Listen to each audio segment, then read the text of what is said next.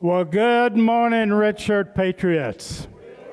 Welcome to the 342nd consecutive Friday meeting of the East Valley Red Friday Patriots.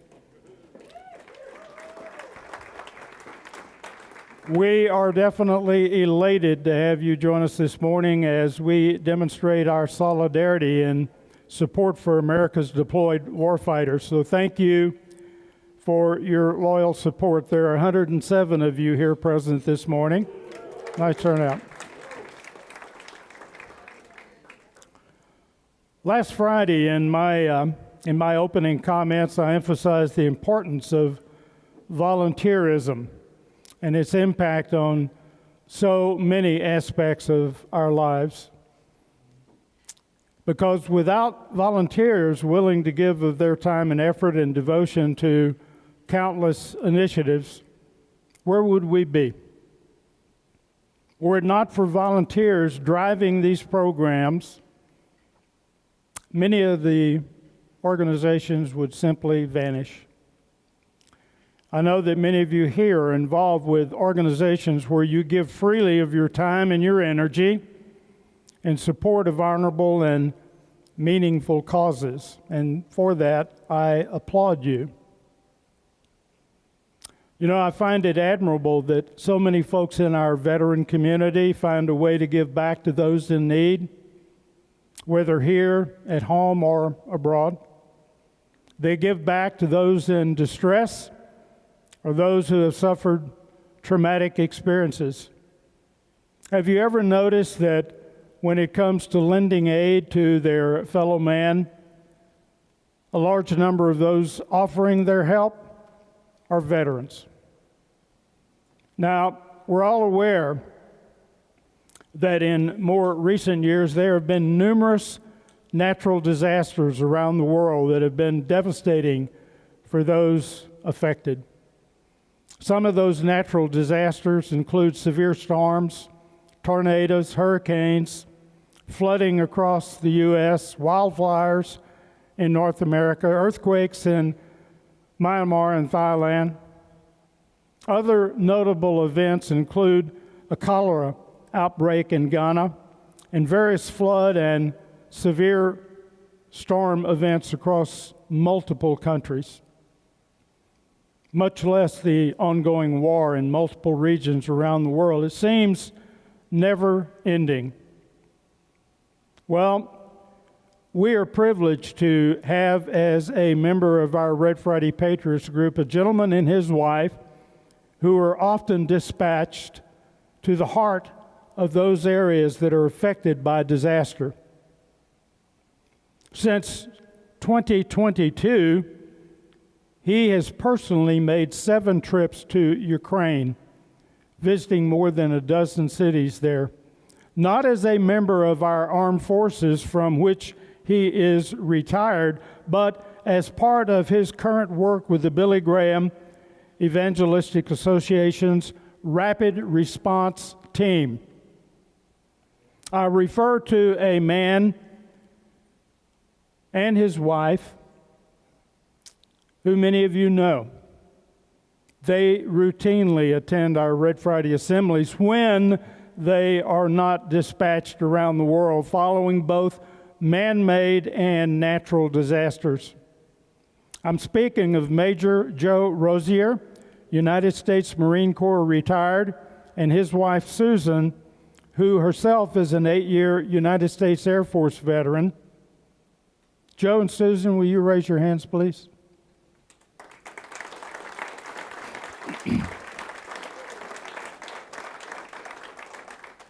Jo Rozier is currently a chaplain on the Rapid Response Team of Billy Graham Evangelistic Association. His most recent deployment as a chaplain coordinator was to Jamaica following the devastating Category 5 Hurricane Melissa and the resulting flooding of that island.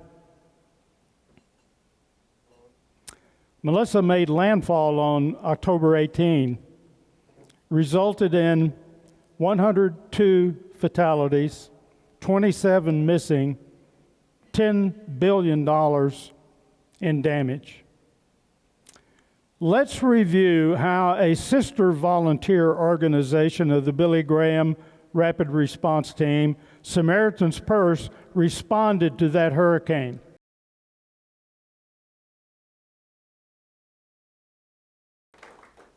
Now, let's listen to a brief take on Jo Rozier's mission to Jamaica, where he served as the Rapid Response Team's Chaplain Coordinator.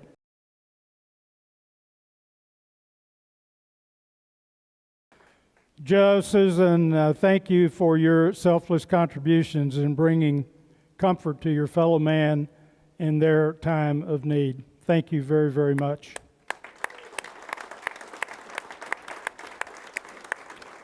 Please join me in the pledge.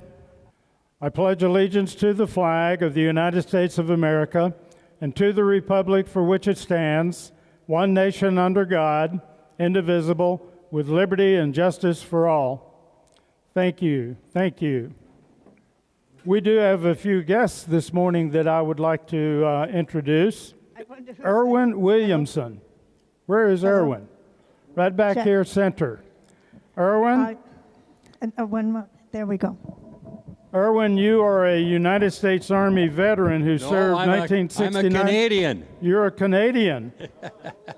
Yeah, and I'm Edwin. Yeah. I'm a Canadian Army veteran. Edwin, okay, and I did not see the Canadian on here.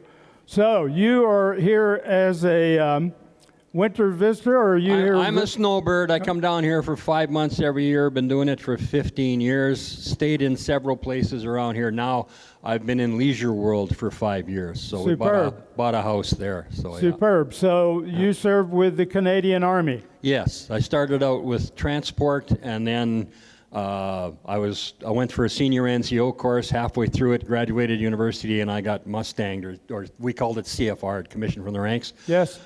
Went to Germany, and long story, but the camp commander said, I don't need a junior officer in my transport, but I just lost one in my MP platoon, so get your ass over there. So finished my entire thing as an MP. Anyway, I was only in for 3 years, but then we have what's called our militia, which is like your National Guard. Yes. I spent 16 years there doing crap. So yeah, Superb. anyway. Yeah. So you are aware, I'm sure, that Red Shirt Friday actually was launched in Canada. Yeah. And we were most appreciative of that ultimately migrating south. So welcome to Red Friday here in the good old US of A, and we hope that you are going to be able to return and share in our camaraderie. Thank you. Thank you.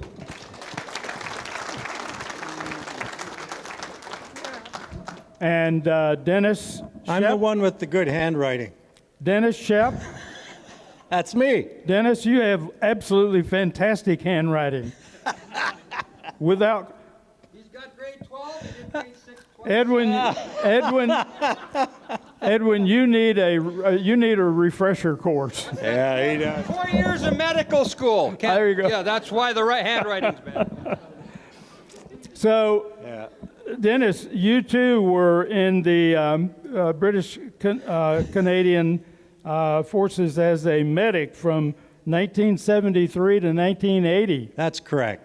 And did I would have stayed longer too, but I ended up getting recruited into policing, and I did some time in policing before I ended up going into the private sector. Just out of curiosity, how did you hear about this Red Friday program? So both Ed and I are residents over at Leisure World, and also there's quite a group there called Affinity that meets. Veterans Affinity. Yep. Yes. And we joined the group, very welcoming organization, and we just met yesterday, as a matter of fact. And I just want to say, if anybody wants to start throwing things at me or anything, that the guy to really blame is hiding behind that panel over there, Larry. Larry made a point of inviting us out here, and I thank him for it. Looks like a really good group. Well, we appreciate you coming here, and I will also tell you that Command Sergeant Major Rick Kryberg, who heads up Veterans Affinity, you couldn't ask for a better associate there. Thank you for joining us today. All right, thank you. Chandra Toy. Where is Chandra? Chandra, right here. Chandra, I understand that you were invited to join us here by Ted and Karen Confederick. Is that correct? Yes, that's correct. You could not keep better company. And I also believe, correct me if I'm wrong, that you head up the Arizona ASA, is that Territorial chapter of the Army Association. right? So, United States Army. So that's like AUSA. central to northern Arizona? So Central Arizona, Northern Arizona, and Yuma. Superb. Yeah. And you served in the United States Army from 1988 to 2023. You had just recently retired. Is that correct? Yes. And you were a logistics officer. Yes. Thank you for your service. Thank you for what you're doing with ALSA, and thank you for joining us today. All right. Thank you.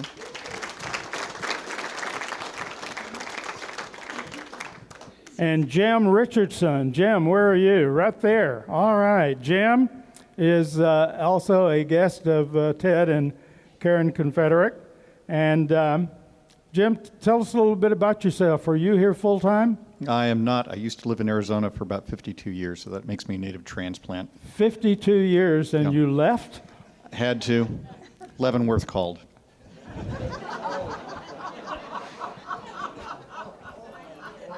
I came that close. I'm out on a weekend furlough right now. So you're in Leavenworth, Kansas. Yes. That's, could you consider that a paradise compared to the greater Phoenix area? I'm not going to jeopardize my standing with the Better Business Bureau or the Chamber of Commerce. No. Well, we certainly appreciate you joining us today, and you two could not keep better company than with Ted and Karen. Thank you. Thank you.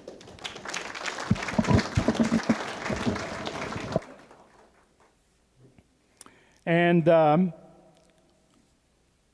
Michael Freisdorf, did I pronounce that correctly? Freisdorf? Hey, I finally struck gold. So, Michael, we have another United States Marine Corps veteran here, 1985 to 93. There you go. Hoorah!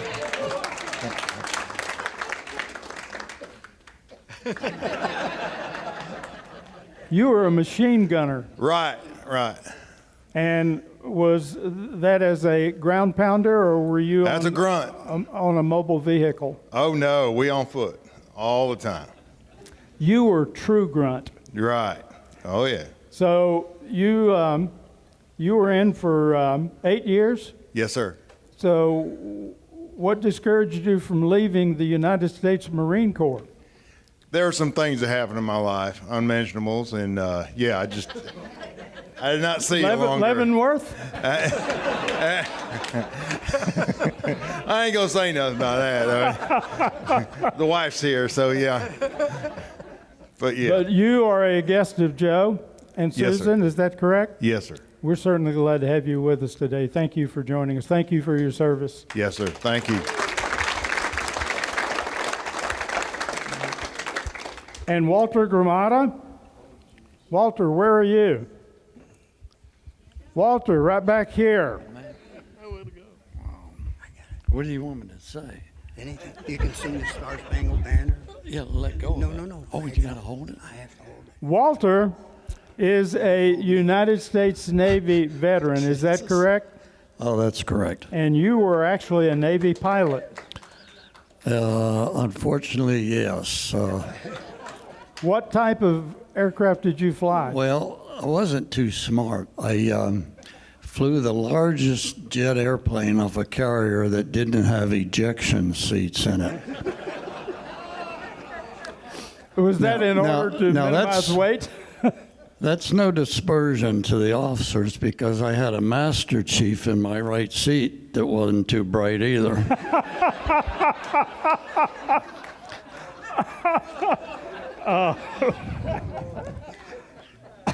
How did you hear about us? How did I? How did you learn about this Red Friday group? Well, there's this big gentleman that bumped into me over in Safeway. Oh, Fry, excuse me, competitor. Mr. Dennis over here and his beautiful wife, Dar. Wait a minute. You mean to tell me that this was just a coincidental bump in and you started conversation? Well, yes, in a way. I saw his wife and I said, "You look familiar." And she says, "Well, where have I met you?" I said, do you go to the hot tub over there in Sunland Springs? That's a true story.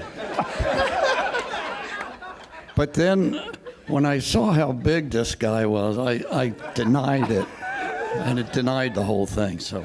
Well, I can tell you this. We are absolutely elated to have you with us, and we do have a few pilots in here, predominantly Air Force pilots, but you're right in the big midst of a group that welcomes you, and we certainly hope that you'll return to join us again. Yeah, those Air Force guys, I got to give it credit to them. They were smarter. They landed on those, longer runways. There you go. National Reach Across America Day, which was commemorated this year on Saturday, December 13, last Saturday, saw volunteers place wreaths on veterans' graves at local, state, and national cemeteries across the United States to honor fallen heroes, support military families, teach younger generations about freedom. And I want to give a shout out to Nancy Fassbender, the area coordinator for Reach Across America, and also Judy Overmeyer for hosting the wreath-laying ceremonies this past Saturday, December 13, at both Mariposa Gardens Memorial Park and Mountain View Cemetery. There was an enormous amount of work that went into the planning and the coordination for those ceremonies, to include arranging for the many volunteers that participated. And the ceremonies were beautifully executed and quite moving, to say the least. So to Nancy and to Judy, thank you for your exceptionally hard work and your commitment to the Wreaths program. Job well done. Thank you.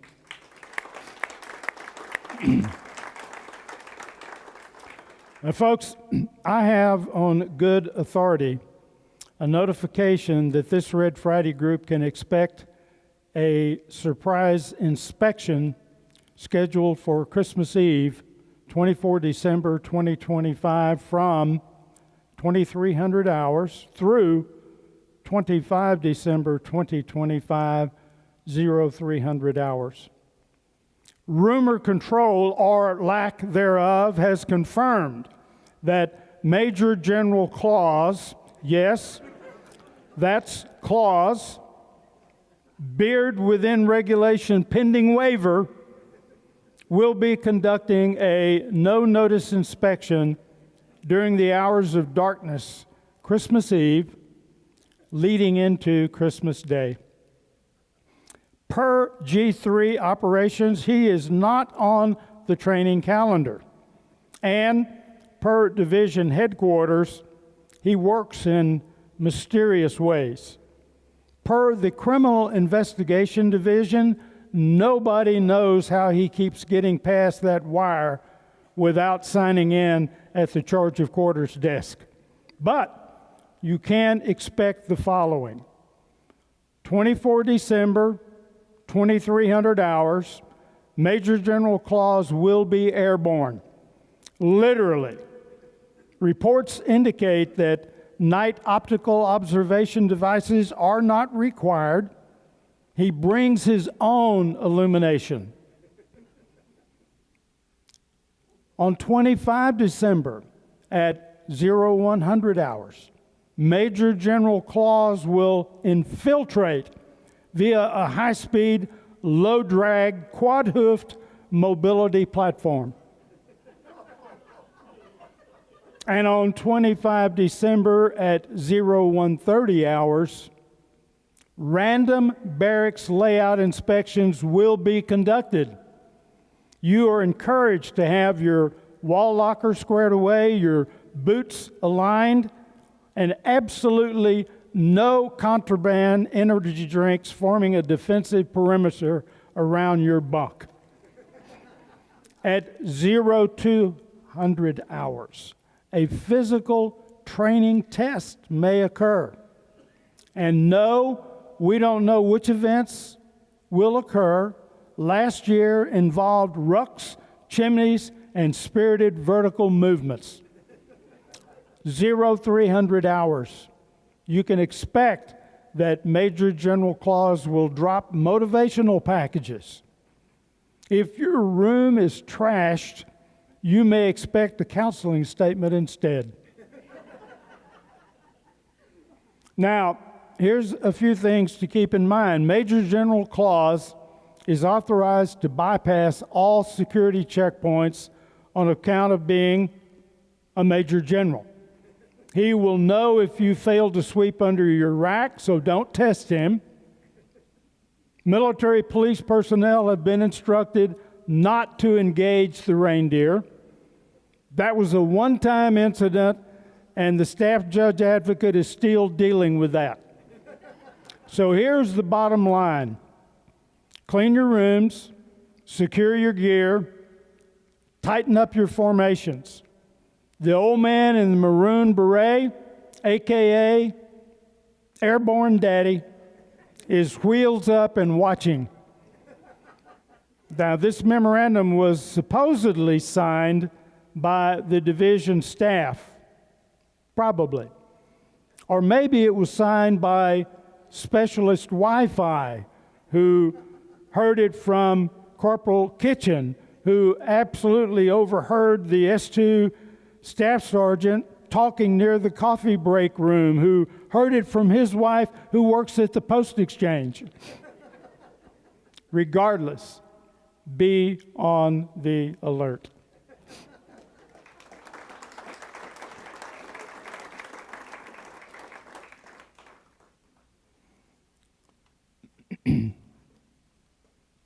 Unfortunately, our scheduled guest speaker for this morning, Staff Sergeant Kendra Herod, United States Air Force and United States Space Force recruiter, is ill and is not going to be here, but in her stead, I will be introducing a young man who will be addressing our group today with that recruiting station. So I would ask that each of you veterans that enlisted in the armed forces take a moment and reflect on your experience in dealing with an armed forces recruiter. I make this request because today's guest speaker is a United States Air Force and United States Space Force recruiter. And he has joined us to highlight the history of America's newest branch of service, the United States Space Force, established by law on December 20, 2019, only 6 years ago. Without doubt, many prospective recruits today express a strong interest in becoming a space guardian. And that prompts me to wonder, had the Space Force been an option during our era of enlistment, would we have pursued the branch as our first choice for military career? Well, today, the Air Force recruiting, along with its Special Warfare and Space Force divisions, are known to exemplify professionalism and commitment to prospective recruits.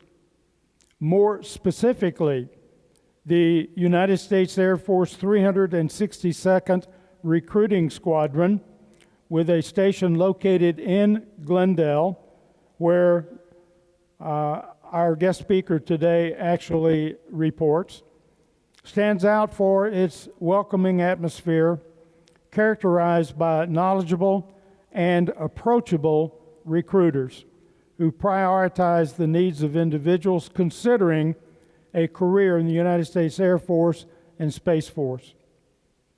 The recruiters in this office have consistently received accolades for their ability to make the recruitment process smooth and informative.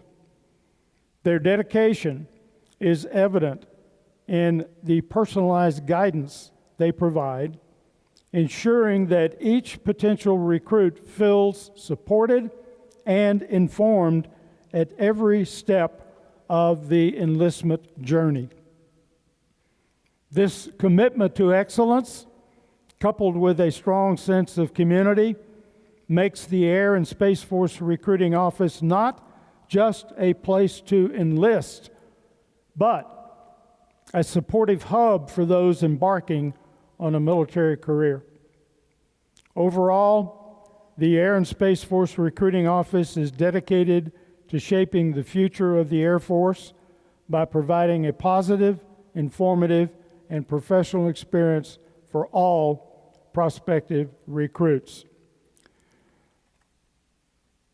Today, we have joining us Airman Ricardo Alvarez, and Airman Alvarez will be giving us a brief insight into what is currently transpiring within the Space Force and a little bit about the history of that absolutely essential branch of service. So please welcome Airman Ricardo Alvarez. All right. I just want to start with saying it's an honor truly to stand in front of all you veterans and those who stood by their side through their sacrifices and their journey. My name is Airman Alvarez, and I'm going to be telling you a little bit about the Space Force and the newest branch of the military, so bear with me. I'm still fairly new to public speaking, so I'll do my best for you all, and like I said, thank you for all your sacrifices. All right, like I said, I'll be telling you a little bit about the United States Space Force. Nice to meet you all.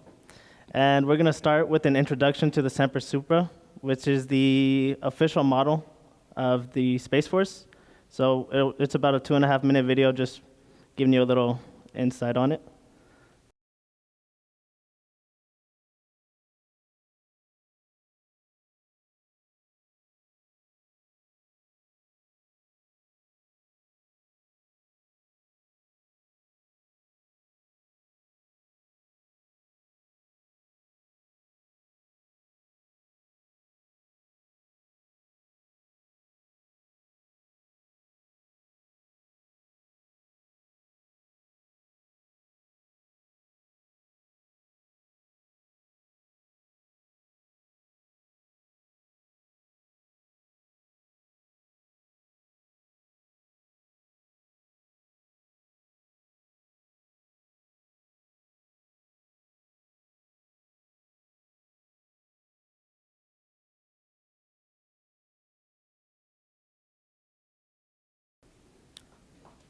And, cool. Very intriguing. All right, and now just a little history about the Space Force. It began development in the 1950s as a subdivision to the Air Force.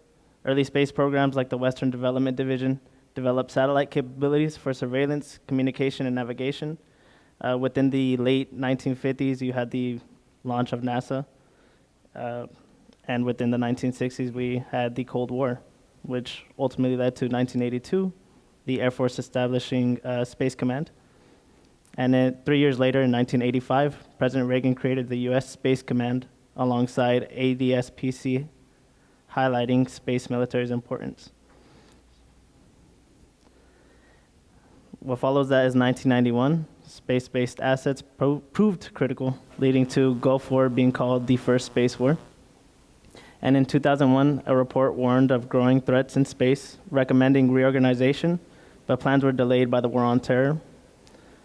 And in 2010, Russia and China expanded their space power, causing us to obviously adapt to those near-peer threats, which led to 2018 when President Trump directed planning for a new space service. And just a year later, on December 20th of 2019, the Space Force was established as the 6th military branch, building upon the Air Force Space Command's foundation. The U.S. Space Force mission is as follows. The mission of the United States Space Force is to secure our nation's interest from and to space. Guardians accomplish this by managing satellite constellations, operating launch ranges, developing space professionals, and integrating cyber operations, ensuring freedom of action in space for U.S. and allied forces. The mission in everyday life really is developing and defending communication satellites, providing GPS navigation, missile warnings, space domain awareness, such as tracking debris and threats, and supporting other military branches.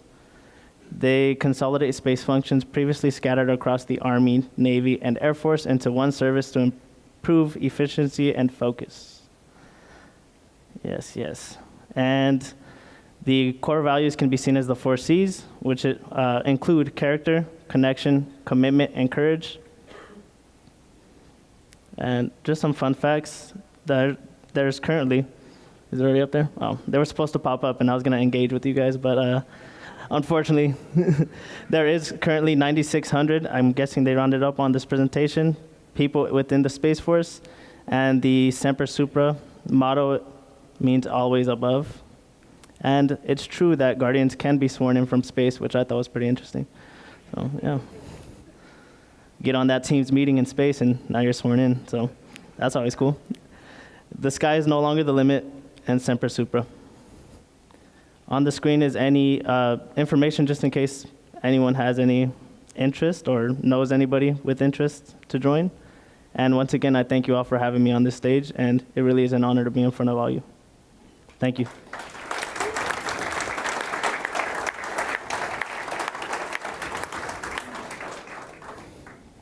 Thank you, sir. Stand right up here one moment. Yes, sir. Airman Alvarez, is this the first time that you've done any public speaking? Yes, sir. In front of a crowd this large. Thank you, thank you. How long have you been a member of the United States Air Force? I'm now active outside of basic and training for about 6 months now. 6 months. Yes, sir. You're going to make one hell of a non-commissioned officer, I will tell you that. Thank you, sir. Just, huh? Come on. Thank you, sir. Although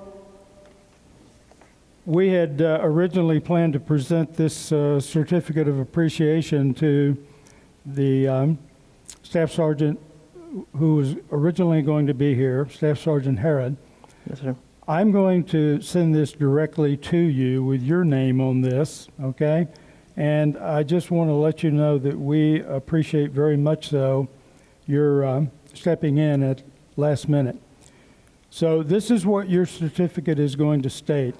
We are welcoming you to the Order of the R.E.D., and we hereby recognize and commend Airman Ricardo Alvarez, United States Air Force recruiter, for your honorable military service, your veteran support initiatives, and your support of the East Valley Red Friday Patriots. Okay? Thank you, sir. Thank what you. an honor. Thank you. Truly an honor. Thank you. Thank you. Thank you.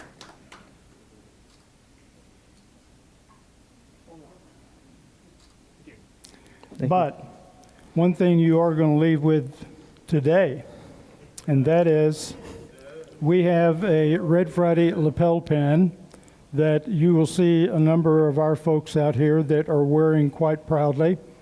And we certainly hope that you will employ the use of this when you are in civilian attire.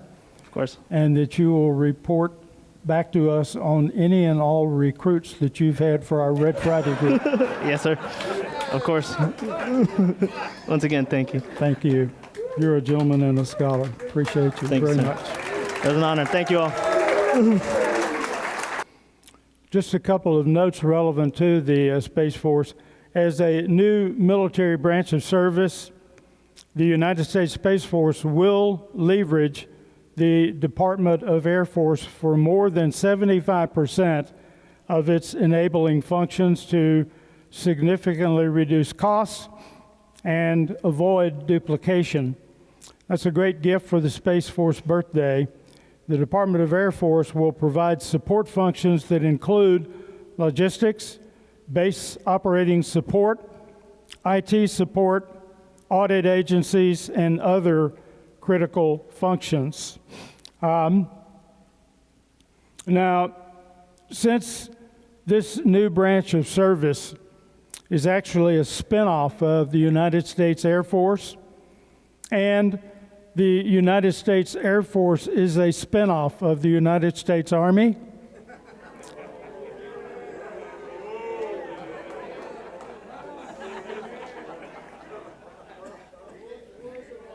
one can only assume that the Space Force chant will retain their Army roots. And as of today, the Space Force has not embraced a specific battle cry. So, how about a resounding hooah for our Space Force brothers and sisters? Thank you. You can take that back too, will you? I do have a couple of announcements that I wanted to make. One, Barry has a couple of the Red Friday custom logo shirts that have yet to be picked up. And also, if you are wanting to place an order for a Red Friday custom shirt, please see Barry after the meeting. Have all 8 of the shirts been picked up that you brought in today? Usually do it afterwards. Okay, so he's got 8 shirts here to deliver. So if you ordered, the likelihood he may have your shirt. And here's another reminder. If you wish to sponsor a wreath for the buy one, get one offer, please see Nancy Fassbender. Pardon me. Please see Nancy after we dismiss. The buy one, get one offer is for this coming year, 2026. $17 to sponsor a wreath.